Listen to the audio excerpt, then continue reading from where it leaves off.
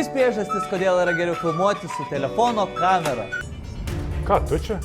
O ne, jis mane prigavo. Tik to, ką darau. Gal Instagramą įkelsiu. Piniai reikalai pagrindė, darbo reikalai, na ir šiek tiek asmeninių reikalų. Turiu porą idėjų dar. Ką reikia dar nufilmuoti? Projektai.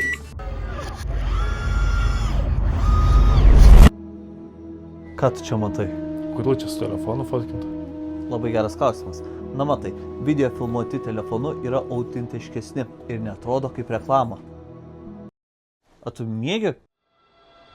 Girdi tu mane? Taigi, filmuojant telefonu yra paprasčiau, pigiau ir nereikalauja didelių išlaidų. Telefonas kišenėje gali pakeisti tūkstančius eurų kainuojančią filmavimo techniką. Atskleisiu dar vieną paslaptį, kurią turite žinoti. Tu man pataikiai mano ego. Aš tave susirasiu. Prašau, paskambykit dydžiai nevykėliai.